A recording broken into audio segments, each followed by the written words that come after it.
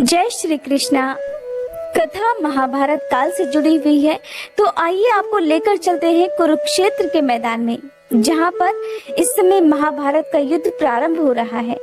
इधर से पांडवों की सेना तैयार थी और उधर से कौरवों की सेना युद्ध करने के लिए तत्पर थी। दोनों ही सेनाएं आपस में टकराने के लिए बिल्कुल तैयार थी। तो उस समय युद्ध क्षेत्र के बीचों बीच एक चिड़िया के अंडे पड़े हुए थे।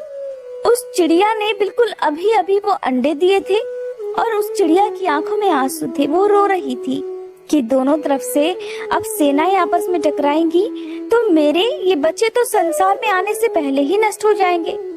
उस चिड़िया ने इस दुख की घड़ी में भगवान से विनती की, हे प्रभु, जिसकी कोई नहीं सुनता उसकी तो आप सुनते हो। उस छोटी सी चिड़िया ने सच्चे मन से भगवान से प्रार्थना की, भगवान को पुकारा कि प्रभु, अब तो केवल आपका ही सहारा है, आप ही कुछ कर सकते हो।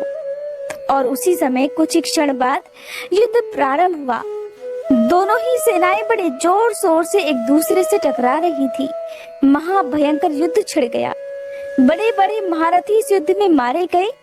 चारों तरफ जिधर भी देखो सैनिकों के लाशों के ढेर पड़े हुए थे। महाभारत युद्ध के बाद अर्जुन के रथ को लेकर भगवान श्री कृष्ण वापस कुरुक्षेत्र की भूमि से निकलकर जा रहे थे, क्योंकि अब पांडव इस युद्ध को जीत चुके हैं।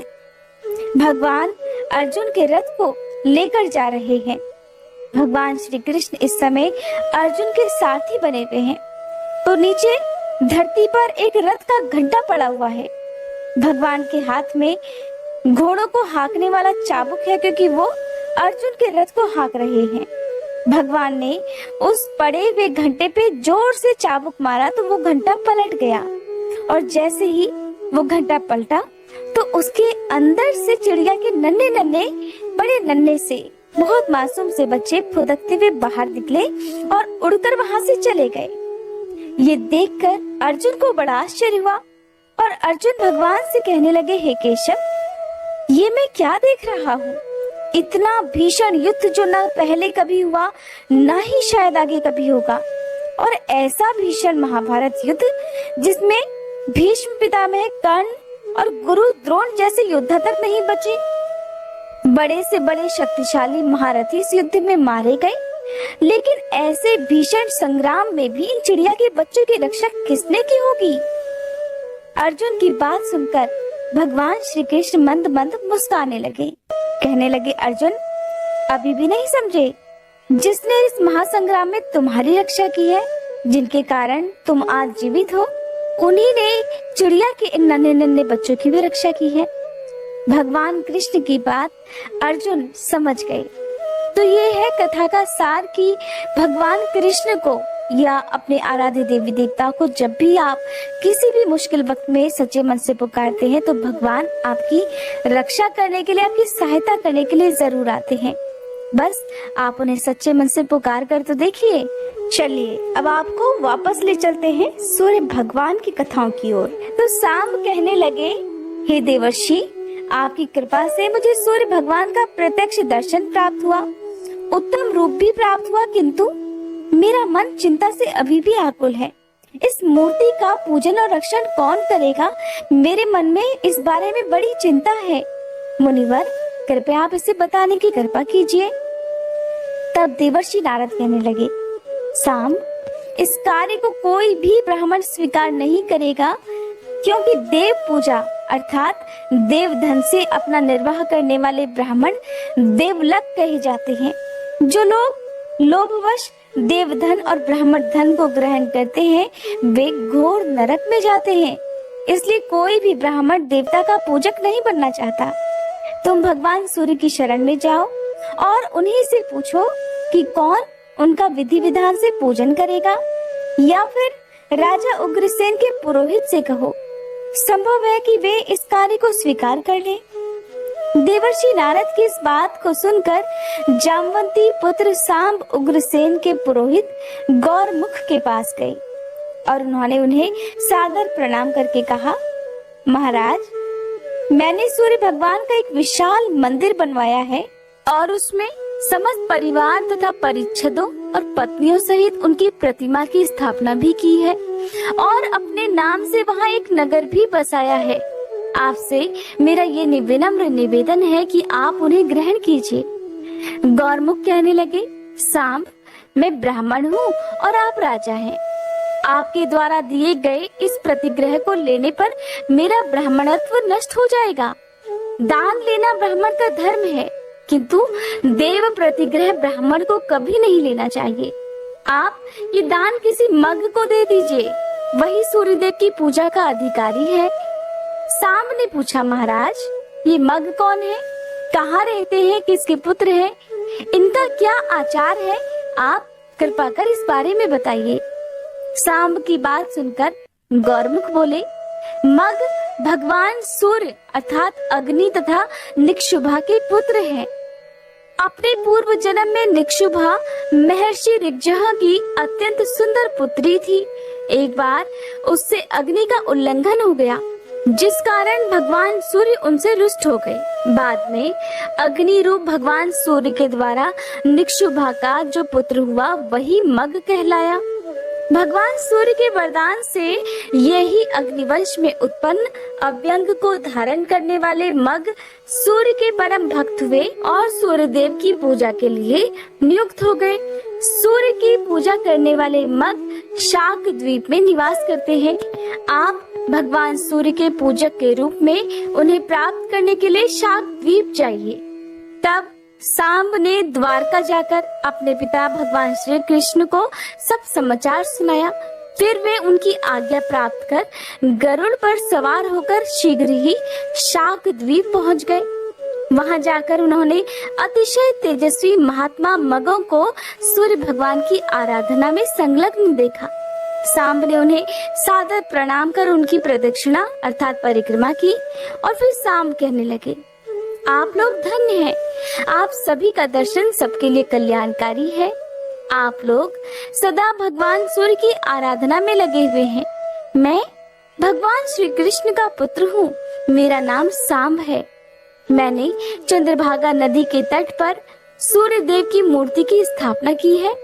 उनकी आज्ञा के अनुसार उनकी विधिवत आराधना के निमित्त शाक द्वीप से जम्बू द्वीप में ले जाने के लिए मैं आपकी सेवा में उपस्थित हुआ हूँ। मेरी सविनय प्रार्थना है कि आप लोग कृपा कर जम्बू द्वीप में पधारिए और भगवान सूर्य की पूजा कीजिए। सांब की बात सुनकर मगों ने कहा, सांब, इस बात की जानकारी भगवान सूर्य ने हमें पहले ही दे दी है। ये बात सुनकर सांब बहुत प्रसन्न हुए और गरुड़ पर उन्हें बिठाकर वहां से मित्रवन यानी कि जो कि मुल्तान में है वहां ले आए। सूर्य भगवान मगों को वहां उपस्थित देखकर बहुत प्रसन्न हुए और सांब से बोले, सांब, अब तुम चिंता छोड़ दो, ये मग अब मेरी विधिवत पूजा संपन्न अवश्य करेंगे। इस प्रकार सांब ने शाक द्वीप से अव्यंग धारण करने वाले मगों को लाकर धन धान्य से परिपूर्ण इस सांबपुर को उन्हें समर्पित कर दिया। वे सभी भगवान सूर्य की सेवा में तत्पर हो गए और सांब भी सूर्य देव और मगों को प्रणाम कर आनंद चित्त से द्वारका को लौट आए। उसके बाद एक बार सांब ने महर्षि व्यास जी से मगों द्वारा धारण किए जाने वाले अव्यंग के विषय में जिज्ञासा प्रकट की। सांब की जिज्ञासा को शांत करते हुए व्यास जी कहने लगे, सांब, मैं तुम्हें अव्यंग के विषय में बताता हूँ, उसे भी सुनो। देवता, ऋषि, नाग, गंधर्व, अप्सरा, यक्ष और राक्षस ऋतु क्रम से भगवान सूर्य के रथ के साथ रहते हैं। ये रथ वासुकी नाम के नाग से बंधा रहता है। किसी समय वासुकी नाग का कंचुक अर्थात केंचुल उतरकर गिर पड़ा। नागराज वासुकी के शरीर से उत्पन्न उस केंचुल को भगवान सूर्य ने स्वर्ण और रत्नों से अलंकृत कर अपने मध्य भाग में धारण कर लिया। इसलिए भगवान सूर्य के भक्त अपने देव की प्रसन्नता के लिए अव्यंग धारण करते हैं। उसके धारण करने से भोजक पवित्र हो जाते हैं और उस पर भगवान सूर्य का अनुग्रह भी होता है। इस अव्यंग को सर्प के केचुल की तरह मध्य में पोला अर्थात खाली रखना चाहिए। ये एक ही रंग का होना चाहिए। कपास के सूत से बना अव्यंग 200 अंगुल का उत्तम, 120 का मध्यम और 108 अंगुल का कनिष्ठ होता है, अतः इससे छोटा नहीं होना चाहिए।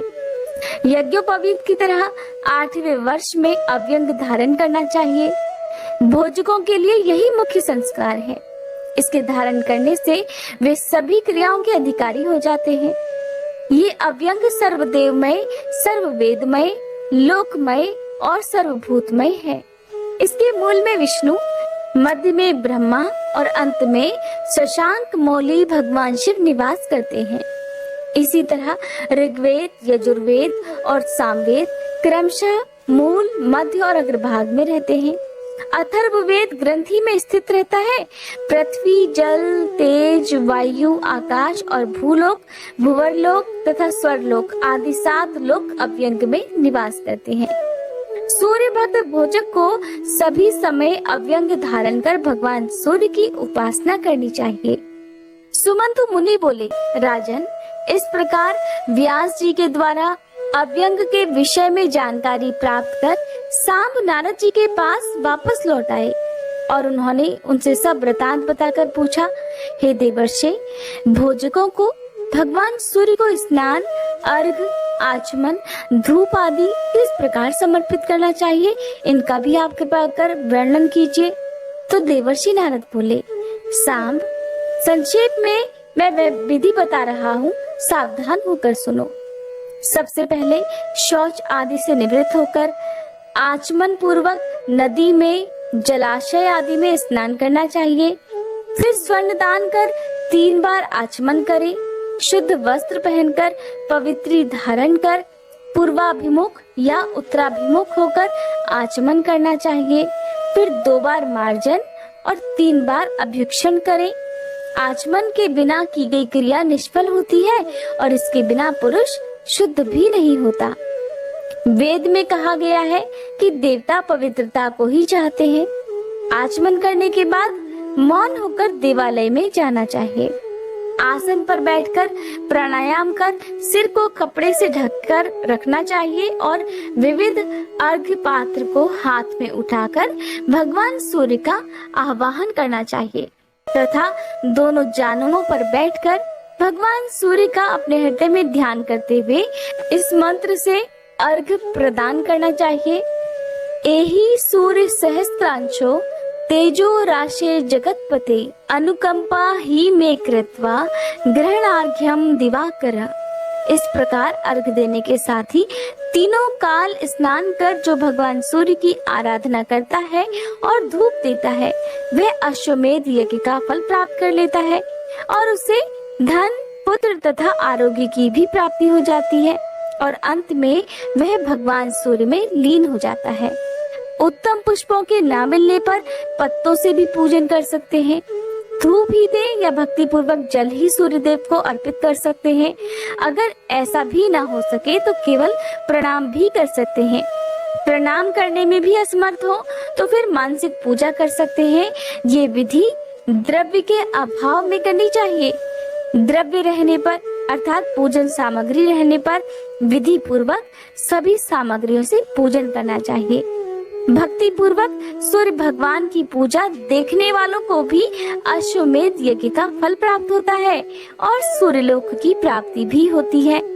धूप दान के समय सूर्य देव का दर्शन करने पर उत्तम गति प्राप्त होती है। हरे कृष्णा।